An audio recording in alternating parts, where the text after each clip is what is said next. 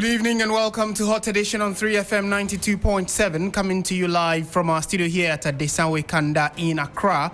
I am Martin Asiedu-Dartey. Coming out this evening, Office of the Special Prosecutor confirms freezing assets worth over 100 million Ghana cedis linked to ongoing corruption probe involving the former NPA boss, Dr. Mustafa Hamid, and 9 others.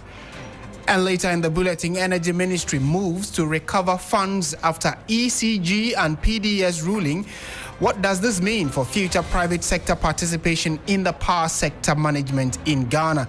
We'll try and break all of this down for you and give you details in a jiffy. Before that, though, here are the news summaries. Yes, Martin, the Office of the Special Prosecutor has published a list of all assets worth over 100 million Ghana cedis in connection with the over 2.9 million Ghana cedis alleged corruption and money laundering of the National Petroleum Authority case involving former Chief Executive Officer Dr. Mustafa Abdul Hamid.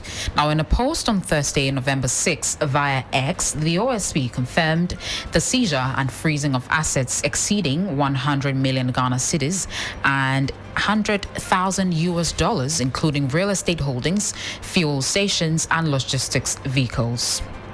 The government of Ghana, under the auspices of President John Mahama, has announced plans to hold a state funeral for the late former First Lady Nana Akufo-Addo on Friday, November 28, 2025, at the Independence Square in Accra. The presidency said the state's funeral is in recognition of Mrs. Addo-Rawlings' invaluable contributions to the advancement of the rights of women and children in Ghana and to national development. To some election, the NPP Elections Committee bars suspended members from voting in 2026 presidential primaries. Now, Mr. Joseph Osei-Owusu, who is the former Bekwai MP and chairman of PEC, announced on Thursday, November 6, that all party members who forfeited their membership will have their voting rights revoked and cannot reclaim their previous positions unless they complete the necessary procedures for full reinstatement. Also, former Member of Parliament for Awutu Senya East, Mavis Hawa-Kumsin, has said she has been vindicated by the findings in the report of Interior Minister Muntaka Muhammad Mubarak on the Kaswa shooting incident during the 2024 general election. In a statement released via her Facebook account on November 6, she noted that the minister's findings affirm her stance that a tragic shooting incident at Kaswa during the 2024 election was the result of security lapses and institutional failures, not the actions or instigations of any individual. We have this on our website, 3news.com. Martin, over to you. Thank you very much. Let's settle for the details of the stories now.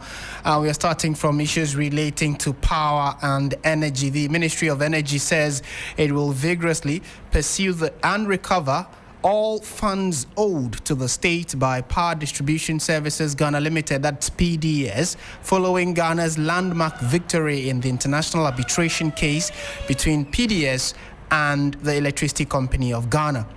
In a statement, the ministry hailed the ruling by the London-based tribunal, which dismissed all claims brought by PDS over the controversial 2019 power concession termination. The ministry stressed that with the tribunal's decision fully vindicating ECG's position, government's next focus is on holding parties accountable and protecting every cedi of public funds and assets involved in the deal. Meanwhile, PDS has acknowledged the ruling but says its lawyers are reviewing the decision to determine the company's next line of action. Now, PDS has demanded compensation of about $390 million, arguing that the government of Ghana and ECG wrongfully terminated the contract. Roxanne Richmond is the spokesperson of the Ministry of Energy, and he spoke earlier on TV3's News Central. This is good news. The government welcomes this decision. In the first place, we shouldn't have been here. We believe that as the processes commenced a couple of years back by His Excellency the President in his first term, if that administration, given that administration had continued, I'm sure that today we would have seen a better ECG, where we wouldn't have lost $190 million and we wouldn't have been engaged in these needless legal battles. Don't forget that this is not the first legal issue that ECG has to deal with. 2019, PDS sued after the government itself came to the realization that the demand guarantee that was provided was fraudulent. And this is because the government had abandoned the detailed process, which had led to a number of reputable companies come on board to partner with ECG to improve the system. And so rest assured that this kind of process will not happen again. The process where people's personal interest, selfishness, and greed takes interest ahead of national interest should never happen. And for the administrative steps, the Office of the Attorney General obviously will brief the nation on that. Obviously, will be in court, and then also take administrative steps to recover all monies to ECG. Don't forget that within the period, the revenues that PDS collected are still sitting with PDS.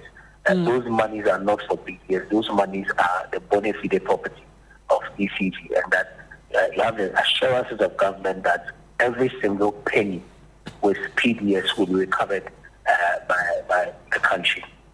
You know, I'm a lawyer. It's a legal steps that the states must initiate. If you look at Article 88, it falls perfectly under the purview of the Honourable Minister of Justice and Attorney General. And so I wouldn't want to go into that. But you have the assurances of government that once this arbitration is over, once PDS's claims have been entirely dismissed, once the arbitration day commenced has confirmed that the demand guarantees were void ab initio, it assures that the Attorney General's office will act and recover every asset in possession of PDS. The collected will be announced by the Ministry of Energy. But assurances you have is that we will not have cannibalized again like what we've seen under PDS. That's what I can assure you. And that is Richmond Roxon, who is a spokesperson for the Ministry of Energy, speaking to us earlier on our sister station TV3. But what does this really mean, that we have been able to weather the storm when we were dragged to the international arbitration and a demand was placed on us? $390 million was what PDS was seeking from the government of Ghana and ECG through the courts, because they believed that the agreement they had with Ghana had been wrongfully terminated. But it looks as though all the positions shared by government and ECG stood the test of time. We had a watertight case. Fortunately, things went in our favor, so we are not going to pay that money. But on the back of that, not just the fact that we have been victorious in the courts, the Ministry of Energy and Green Transition say that they are now going to chase PDS and ensure that every money that was paid is retrieved or recovered. What does this mean? Let's speak to the Executive Director of the Center for Environmental Management and Sustainable Energy, Benjamin Nsia. Mr. Nsia, good evening. Thank you for joining us on 3FM. Good evening, and thanks for having me. What's your general assessment of how all of this played out in terms of Ghana's victory, and prior to that, the fact that we had an agreement with PDS, there was some kind of national discomfort with the entire agreement, and then fortunately after the termination, we've gone to court and won, against what PDS was seeking. How does this all come to you?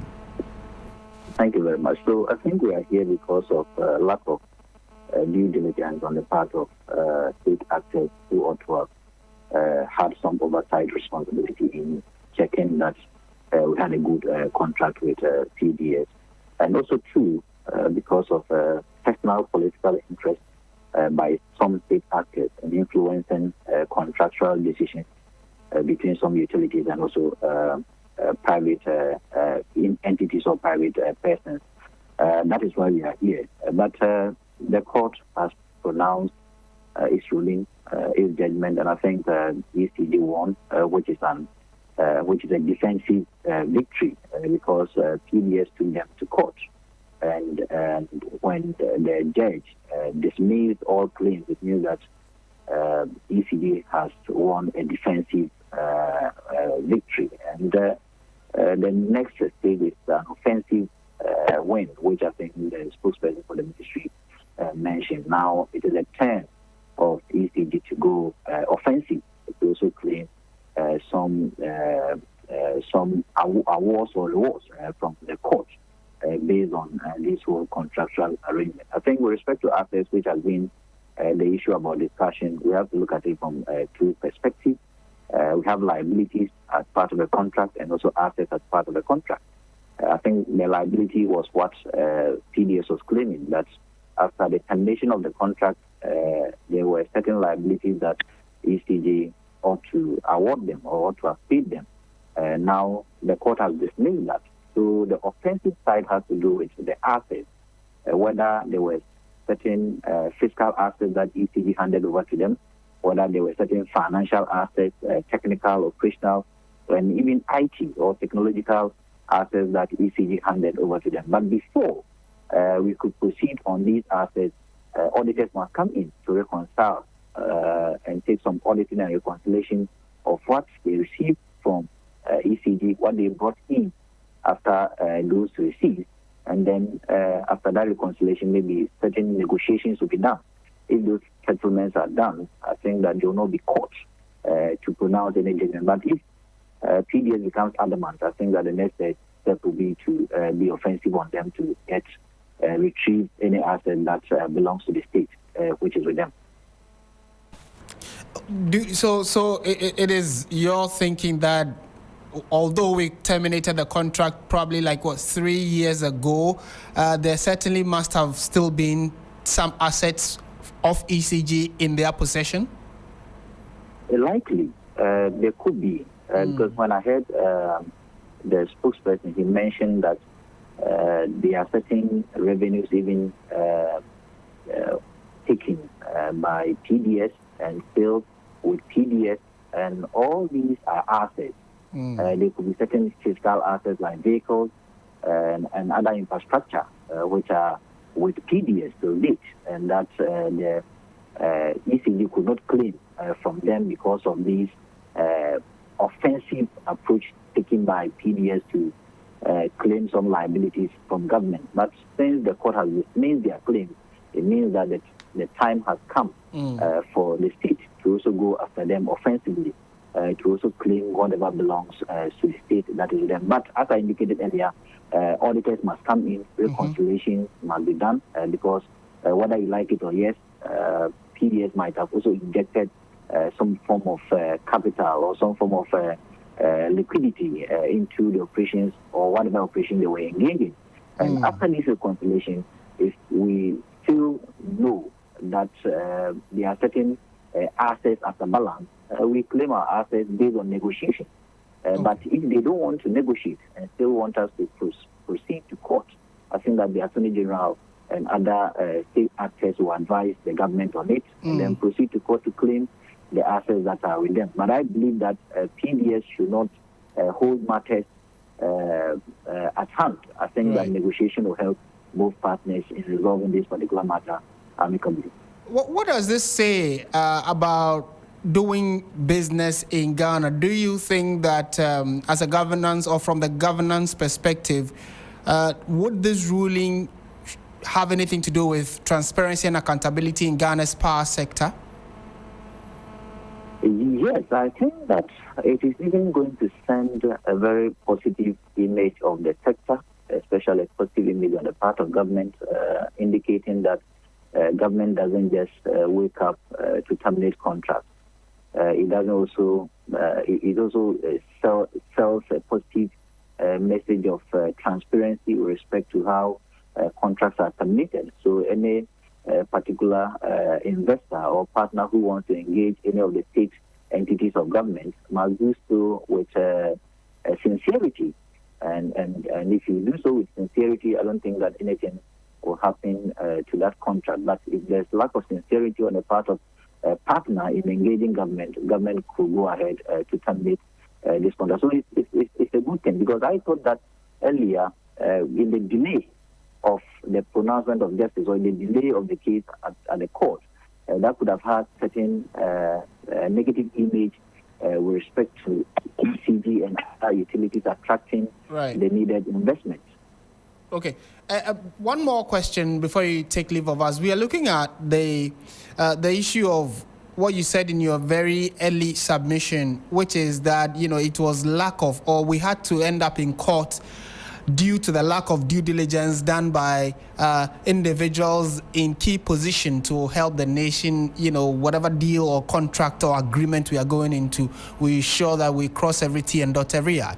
But how much should we allow politics or governance enter into, institutions like ECG? We are saying that they are expected to be autonomous and run their own operations.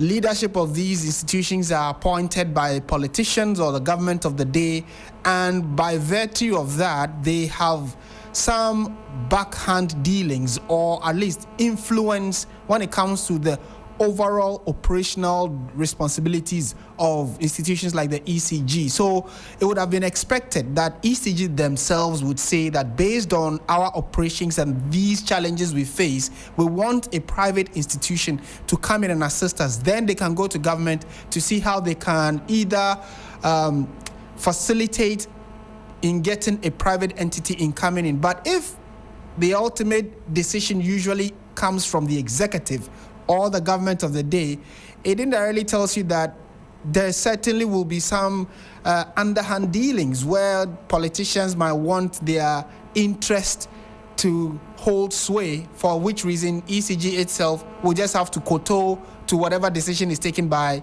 the executive or government. How do we decipher or decouple governance and politics from state institutions like ECG?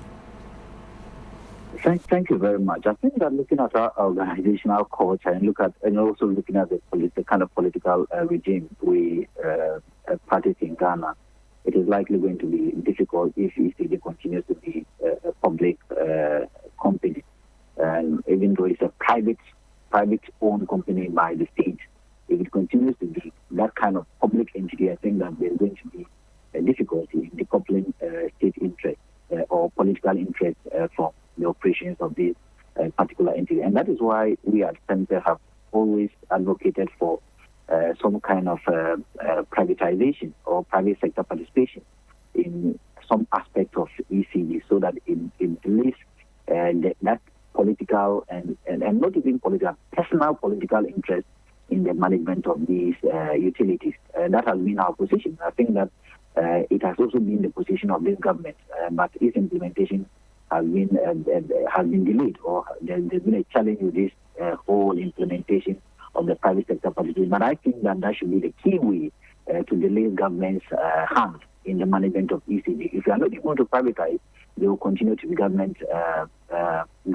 interest or political interest or personal political interest in the management of it. Because one, the executive appoints the board. Two, the executive appoints the MD. Three, the executive appoints the deputies of the entity. And four, probably, the executive appoints even some operational leadership of some of these utility companies and state-owned entities. And if executive even appoints some of the operational heads, it also brings in conflict between the authority and delegation of power at some of these state-owned entities. Because sometimes some people feel that since the president appointed me or the minister appointed me, same way they appointed the chief executive officer or the managing director, some directives by the managing director to these appointees will not be implemented, or they may not even respond to the implementation of the directive from their boss, because they believe that they all came from the same person or from the same appointing authority. So it brings that conflict in most of these organizations. So until we amend also the act that establishes some of these entities by allowing private sector participation, or maybe reforming the corporate governance structure of these entities, where we have a new way of forming the board of ECG, and that new way allows the board to appoint an MD, I think that it will be very, very difficult to delete government interest and political party interest from the management of these entities. Right. Fair point you make there, and I would have to leave it here for now. Thank you so much for speaking to us. You're welcome. And that is Benjamin Insia. He is the Executive Director for the Center for Environmental Management and Sustainable Energy, and has been sharing his thoughts on the big win. He calls it an offensive victory for Ghana, where PDS, you'd recall, PDS was in Ghana. They had a contract with ECG. The government of the time, that is the MPP government, terminated the contract. PDS took the country to court, an arbitration court in London, and after several months and a few years of hearing, the ruling was in our favor. So although they took us to court, the court ruled in our favor. So the amount of money they were seeking to get from Ghana, they were not going to get it. And the interesting twist to that story is that now the government of Ghana says they are going to go after PDS and ensure that every penny that they still have, which belongs to Ghana in terms of assets or physical cash, the state will ensure that they recover it all. And the resource person we just spoke to says that it's a step in the right direction. However, we need to ensure that this kind of unfortunate development does not recur. What do you make of it? Let us know in the comment section. We'll be happy to share your thoughts with the rest of the world. This is still Hot Edition on 92.7. Let's shift our attention again to some other stories now. And we know that the Office of the Special Prosecutor, the OSP, has confirmed the freezing of assets valued at more than 100 million Ghana cedis and $100,000, including real estate holdings, fuel stations, and logistics vehicles. The assets are linked to the ongoing prosecution of former Chief Executive of the National Petroleum Authority, Dr. Mustafa Abdul Hamid, and 9 other individuals.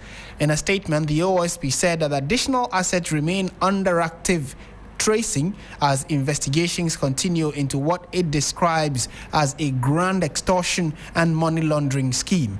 According to the office, the move is in line with its mandate under Act 959 to preserve suspected proceeds of crime pending the final determination of the case by the court.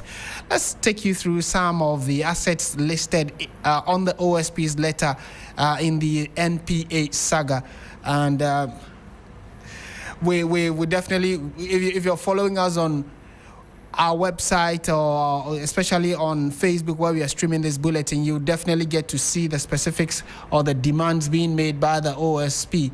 But it tells you that this case, which is in court or which the OSP has initiated legal processes on, is actually taking an impact, especially on the likes of Dr. Mustafa Hamid, who was the immediate past head of the National Petroleum Authority. He's been accused of masterminding some grand extortion and money laundering schemes, for which reason him and about 9 other individuals are being dragged to court to pay for it, or at least defend themselves why they are not to release these assets that have been given to them.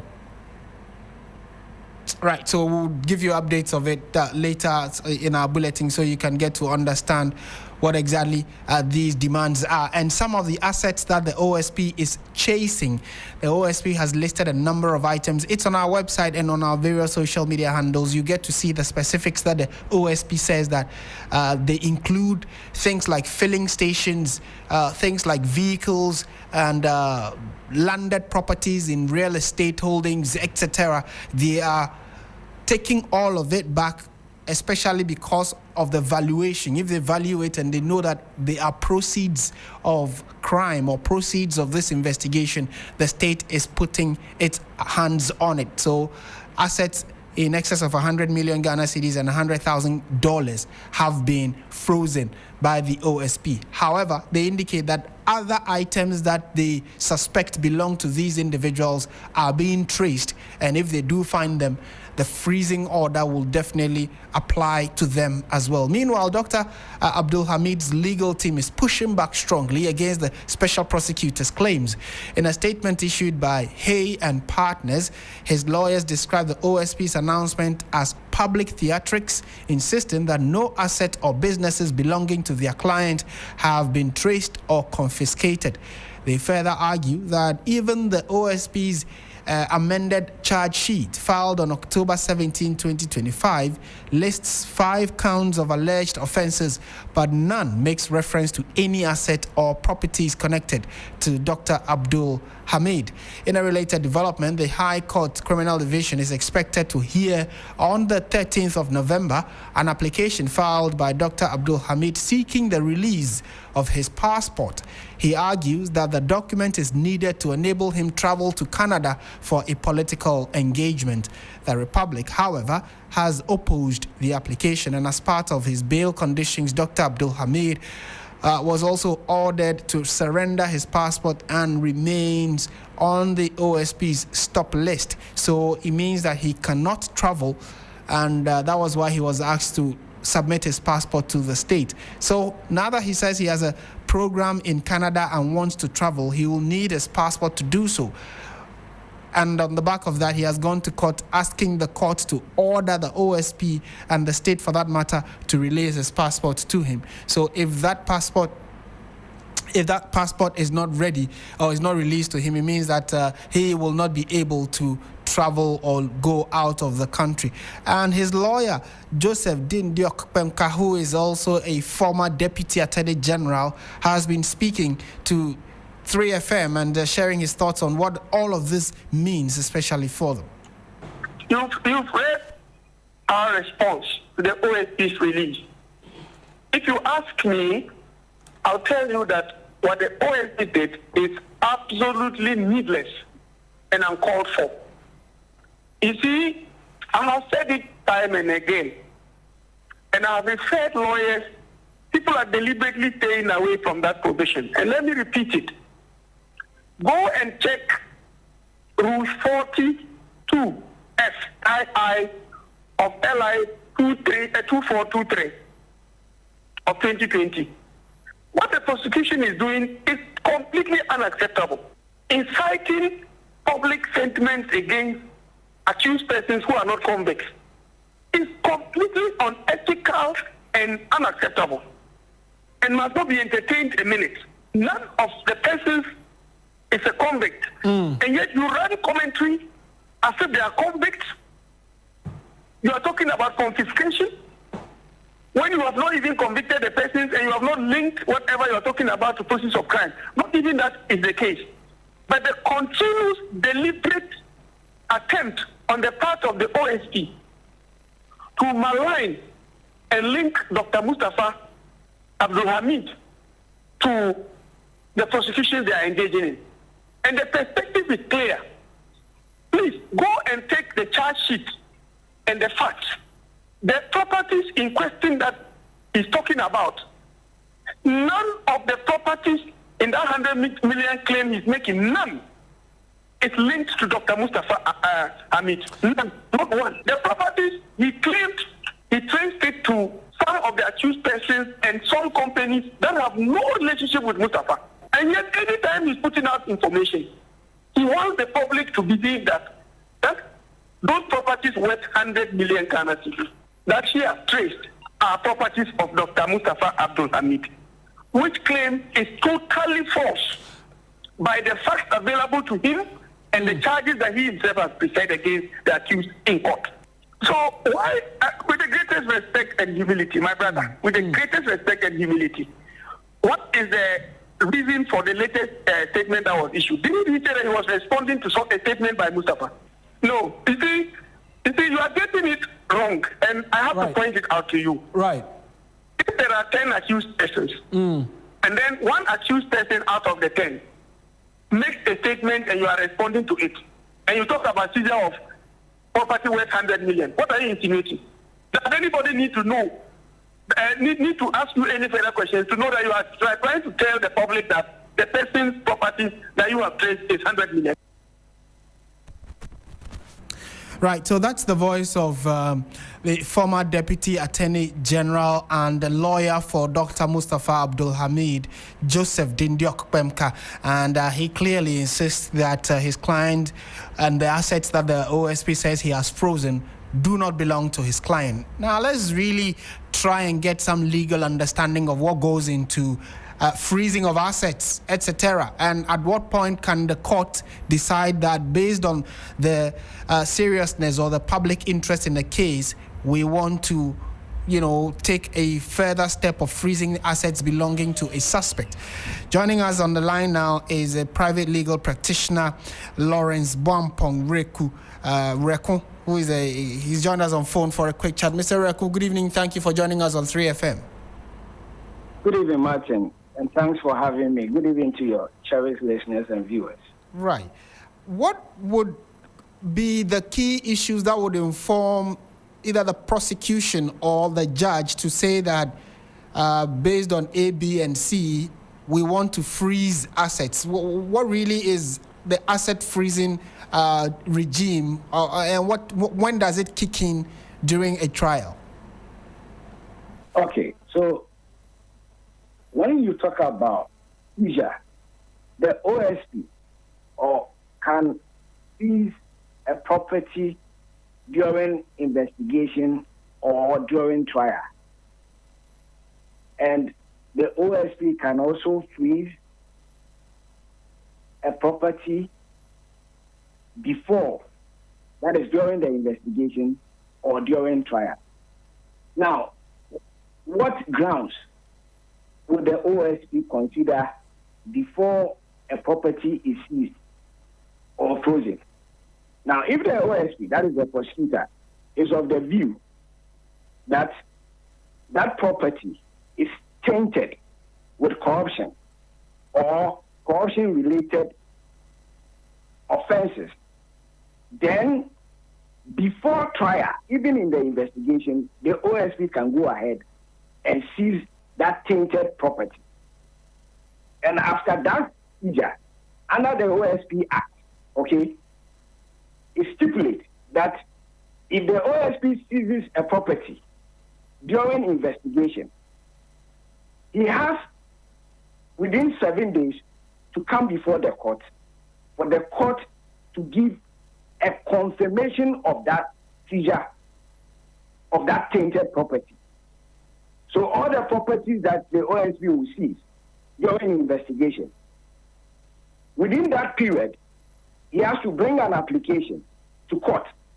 For the court, and when you bring the application before the court, the burden is on the OSP to convince the judge that the properties that the OSP has seized, okay, the property or properties that the OSP has seized, they are one which are related to corruption or corruption-related matters. And if the judge is convinced that the property is related to corruption, then the judge will go ahead and make an order for confirmation of that seized property or that property that has been frozen by the OSP. There will be a confirmation of that property. So that is how the OSP can go about it, and then finally it ends up in court. Then the court will make that confirmation order, whether for seizure or a freezing order. Right. That's quite interesting. So, in other words, if, for instance, an individual is suspected to have committed a crime and is on trial, the prosecutor, in this case the OSP, looks for assets that the person is believed to own and then must be able to prove in court that these items that we are asking the court to freeze or give us an order to confiscate are proceeds of the suspected crime that this suspect is believed to have committed. That is it. Yes, but the use of the word confiscate does not arise in this matter. Okay. Confiscation of the property comes only after trial. After trial, okay. Where the person is convicted of that corruption charges. Okay. You get it? Right, I do. Then the court, on an application by the prosecutor, so it can be the Attorney General, it can be the OSP, because it's the same procedure, can now bring an application that the properties which were seized, okay, during the trial, or the properties which were frozen during the trial by the court, after conviction, should be confiscated. Okay. You get it? So confiscation only comes in after trial where that accused person has been convicted. Right. And it has been established in the trial that the property seized, okay, were related to the charges, those corruption charges, they were related. Then the court will make an order for confiscation. Okay. So for freezing and seizures, it is prior to or during or prior to the trial. However, there must be proof by the one prosecuting that these items are likely to have been proceeds of the person's issue that is challenging in court. Exactly the point, Martin. Okay. But what if the person had property before the suspicion of a crime? For instance, the individual has 2 houses, right? Then when he's in court or he's been charged or accused of something, then these houses that he had, even probably before appointment, could the state extend their arm onto those ones as well during or before the trial? Or they usually will look at things he suspectedly acquired during his tenure after he was appointed? That is a very important question, Mr. Martin. Now, Martin, if the OSP even joined the investigation, or any prosecutor, being the Attorney General or whoever, who is prosecuting the case, okay, seize any property during or before the trial, and it is not established, because don't forget, a lot of investigation goes into this. Before the OSP or the Attorney General will seize any property, they must do their own investigation to first and foremost ascertain that that property, one, it is tainted and related to those charges against that person, or the charges they intend to charge the person after their investigation. So where the OSP or the Attorney General is not able to establish that those properties, for instance, the example you gave, if there's evidence that the accused person had those properties even before coming into public office, and the property is not related to any corruption, of course, the court will go ahead and make an order that those properties should be released to the accused person. However, where it is established beyond doubt that the property is related to the corruption, then after conviction, the confiscation will take place. Wow. Thank you for taking us through Law Class Law 101. We are grateful that you made time to speak to us. My pleasure, Martin. Right, and clearly this is a conversation that many of you have expressed interest in, and we can see your comments also coming in on our Facebook stream, so do let them come in. We are happy to share it with the rest of the world. And you heard the private legal practitioner Lawrence Boampong Reku, who has been helping us understand what freezing of assets during a trial mean, and at what point can the state or the prosecutor, in this instance it is the special prosecutor, it could also be the Attorney General, whoever is prosecuting a case, at what point can they trigger the asset freezing order? And that's the explanation he has given us, and I'm sure that you've all picked a thing or two from what goes on during some of these state prosecutions or trials at the court. It's interesting how all of this is playing out, and we'll see in the coming days whether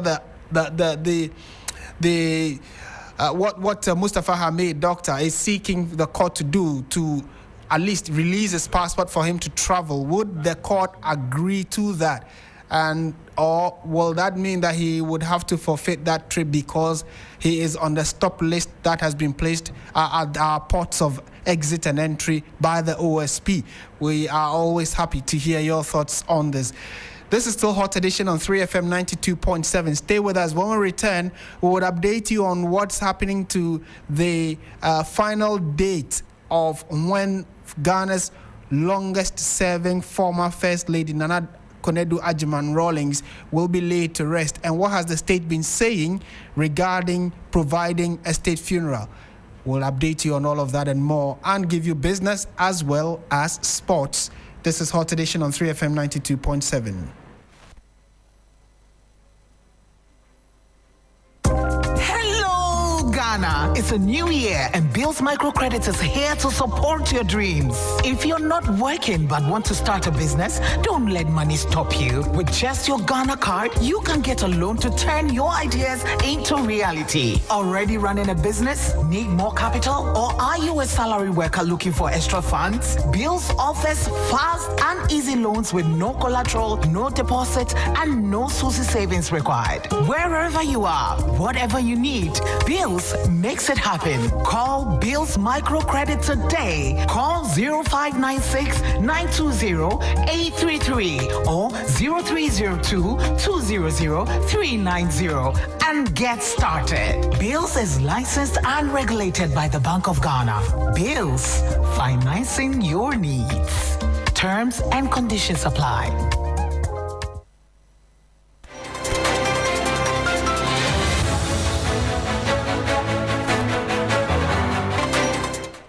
There's still 3FM 92.7. You're listening to Hot Edition, and we are going on to some other stories that we have for you this evening. And the government of Ghana has announced that a state funeral will be held for the late former First Lady Nana Konadu Agyeman-Rawlings on Friday, the 28th of November 2025 at the Independence Square in Accra. A statement signed by the Minister for Government Communications and Presidential Spokesperson Felix Kwakye-Ofosu says that the event being organized under the auspices of President John Mahama will honor the remarkable legacy of Mrs. Agyeman-Rawlings for her tireless advocacy for women and children and her lifelong service to national development. Nana Konadu Agyeman-Rawlings passed away on the 23rd of October at the Ridge Hospital in Accra. She was 76 years old, and may her soul continue to rest in peace. And we here at Media General send our condolences to the family once again, and we'll be bringing you coverage of that funeral on the said date, which is now known to be the 28th of November 2025. In more news this evening, we do know also that a lot has been happening where the Chamber of Agribusiness is calling on the Ministry of Trade and Industry and Agribusiness, together with its allied agencies, to undertake a comprehensive audit of all rice brands on the Ghanaian market to validate their sources. The call follows growing agitation among local rice farmers who say they are unable to find buyers for their produce. A glut in the market has led to a sharp drop in prices. But the Chamber of Agribusiness contends that the so-called glut is being fueled by illegal price imports or illegal rice imports, which have flooded the market and shut out locally produced rice. The Chamber wants governments to take immediate steps to address the situation and bring relief to Ghanaian farmers. Let's listen to the Executive Director of the Chamber of Agribusiness, Anthony Morrison. If we are not able to export, we should be able to sell within the local market channels. But the local market channels have also been blocked as a result of the importation that came in September at the point where the major harvest was taking place. So this has given us a big challenge. Now, on the front of rice, there is a seemingly illegal or smuggling into the country, mainly coming from the northern borders. And what we are clear, we are saying that the Ministry of Trade, Agribusiness and Industries with its agency, Food and Drugs Authority and Standards Authority, should go to the market and authenticate substandard rice. If these are not approved rice in the system and they are substandard, they should be confiscated. We are calling for a very comprehensive audit of all rice brands on the market. We want the national security, the Ghana Revenue Authority.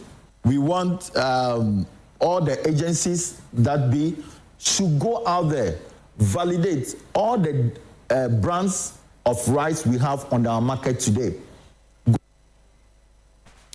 And Anthony Morrison is the Executive Director of the Chamber of Agribusiness in Ghana. And clearly it's a very serious concern he's raising there. We have so many rice brands on the Ghanaian market, most of it imported into the country, whereas we have local rice producers who actually have the best rice that one should be consuming. So why do we want to buy foreign rice, most of which have been at warehouses for sometimes over 2 to 3 years, because they have used chemicals to store them. They do not go bad easily. However, they must have lost their nutrients and the potency of the value we are expected to get from them. Whereas there is local rice just next door around you. You can find some really good local rice that you can consume for the benefit of yourself, your body, your family, and also helping local rice farmers so we keep our monies here in the country. It's a very important conversation that we all need to have. So let your comments come in on that, and we will also be happy to reshare with the rest of the world. On to some other stories now. This time around, let's do politics, because the New Patriotic Party Election Committee says all party members who forfeited their membership will have their voting rights revoked and cannot reclaim their previous positions unless they complete their necessary procedures for full reinstatement. Chairman of the committee, Joe Osewusu, was speaking at a press conference at the party's headquarters earlier today. Let's listen to him.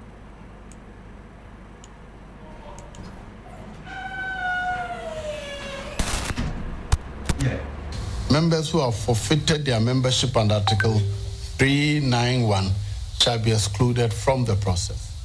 Therefore, they shall not participate in or vote in the presidential election on Saturday, January 10th. What I do know is that under the Constitution, you lose your membership when you contest against the party's candidate or you campaign for a candidate other than the party's candidate. Automatic. So the party's amnesty was specific.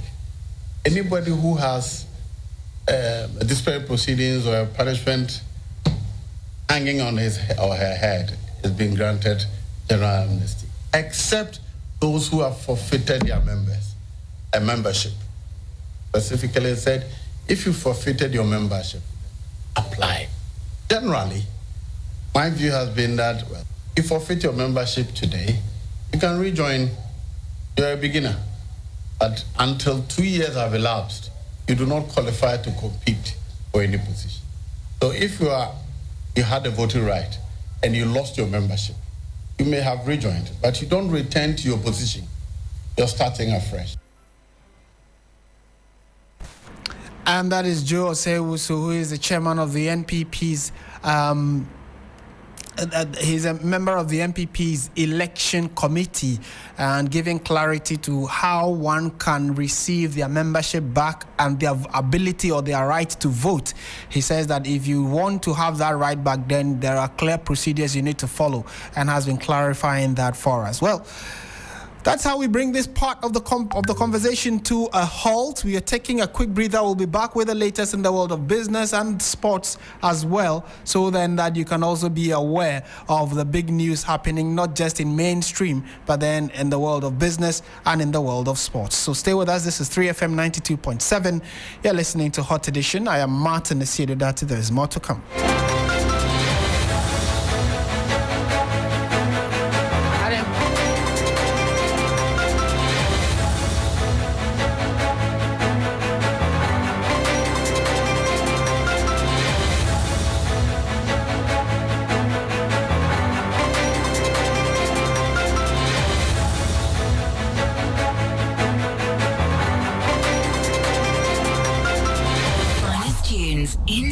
With a soothing voice. 3 Lounge with AJ. Are you tired of the same old routine? Need a break from the stress and chaos of everyday life? Well, step into the 3 Lounge, your world of absolute relaxation and great music with yours truly, AJ Akwaku-Sapon. Welcome to the best mid-morning show in the capital and beyond. This is 3 Lounge, yours truly, your radio princess, AJ Akwaku-Sapon. Love it. I love it. It's great. Kickstart your week with Monday motivation, shake off the Tuesday blues, and get ready for midweek mania. Take a trip down memory lane on Throwback Thursday and wrap up the week with Funky Friday with myself and Helen Apia Ampefo.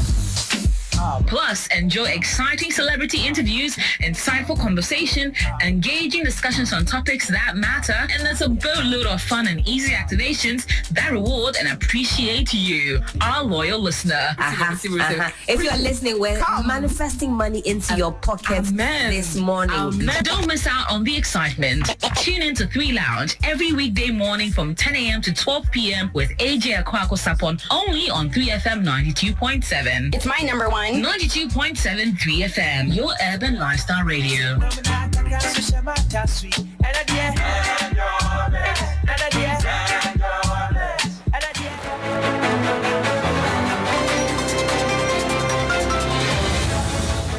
Hello, good evening, and welcome to the business segment on Hot Edition on 3FM 92.7. Coming up tonight, PwC Ghana welcomes October inflation drop to 8%, projecting further decline amid favorable macroeconomic indicators. We will hear from country senior partner Vish Asiedu-Dartey.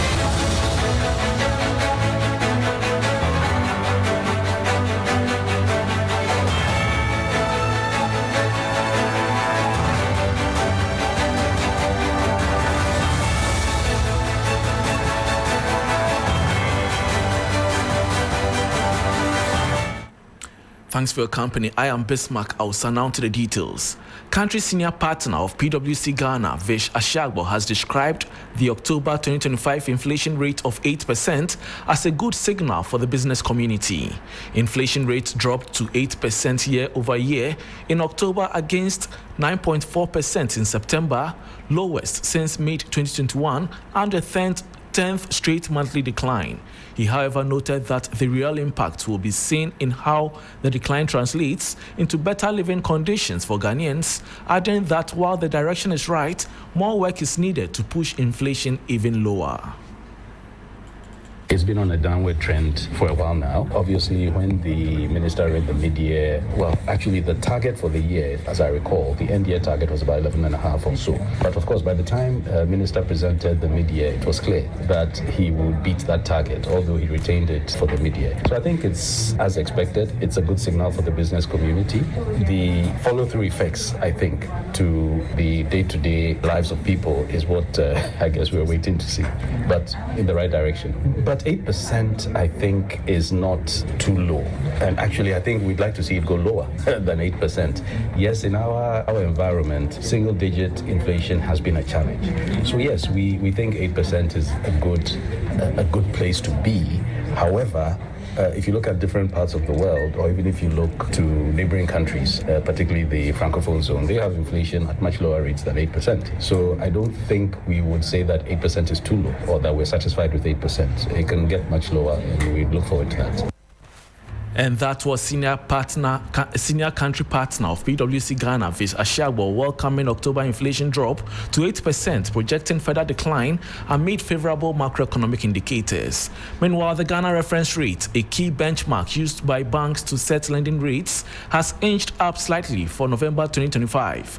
Data from the Ghana Association of Banks shows that the rate rose from 17.86% in October to 17.93% following marginal increases in Treasury bill and interbank rates. There is more in the following 3 Business News Desk report. The Ghana reference rate has gone up slightly for November 2025, moving from 17.86% in October to 17.93%. Data from the Ghana Association of Banks attributes the uptick to marginal increases in key indicators such as Treasury bill rates, which rose from 10.5% to 10.67%, and interbank rates, which edged up from 20.93% to 21%. This follows a 2% drop in October, when the rate fell from 19.86% in September, continuing a steady decline seen since the start of the year. The rate, which was as high as 29.96% in February, has eased in line with falling inflation and the Bank of Ghana's policy rate cuts. However, the latest rise could translate into slightly higher lending rates for businesses and individuals, especially those on variable rate loans. Analysts say, while the increase is marginal, It comes at a time when many firms are still grappling with limited access to credit and tight liquidity conditions in the banking sector. The Ghana reference rate, introduced in 2017, serves as a transparent benchmark for loan pricing across commercial banks. And that was a 3 Business News Desk report. Moving on, the Ghana Publishers Association says artificial intelligence, AI, is not a threat to the industry, but rather an enabler that will complement, not replace, traditional publishing.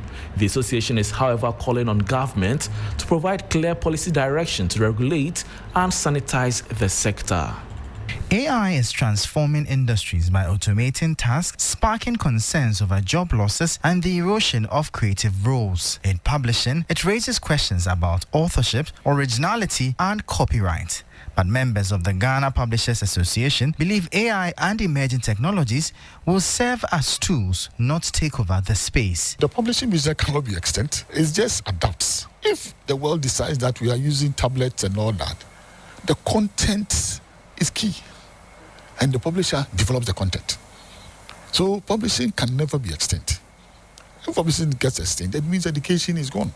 Speaking to the media on the sidelines of the association's annual general meeting, President Asari Kunedu Yamwa stressed the need for robust regulations to uphold industry standards. The game changer, as we said, to me, is the policy initiatives. What policies are set in place to guide the industry? When we talk about the book industry, we are talking about publishers, printers, writers, educationists, and all those people.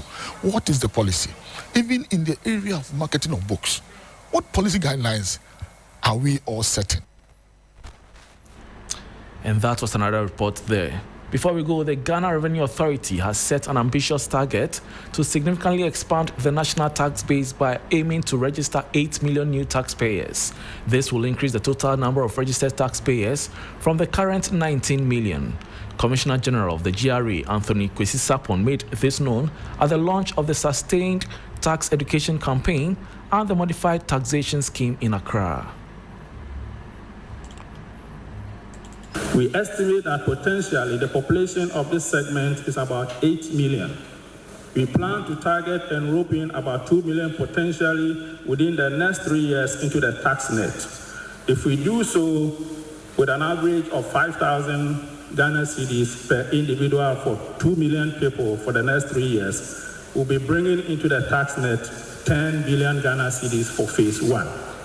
In the phase 2, we'll work to bring in the additional 6 million into the tax net, and that will bring in additional 30 billion Ghana cedis into the tax net. So this has a huge potential, and we believe that with the support of everyone, every Ghanaian, and with our partners, we should be increasing revenue mobilization going forward for national development.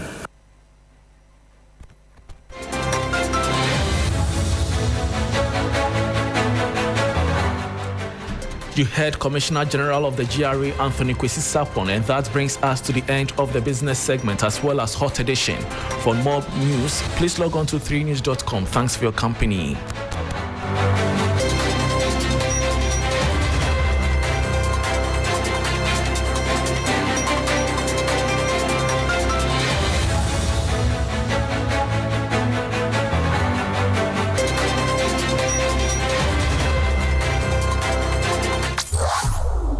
Finest tunes in sync with a soothing voice. 3 Lounge with AJ. Are you tired of the same old routine? Need a break from the stress and chaos of everyday life? Well, step into the 3 Lounge, your world of absolute relaxation and great music with yours truly, AJ Akwaku-Sapon. Welcome to the best mid-morning show in the capital and beyond. This is 3 Lounge, yours truly, your radio princess, AJ Akwaku-Sapon. Love it. I love it. It's great. Kickstart your week with Monday motivation. Shake off the Tuesday blues and get ready for midweek May.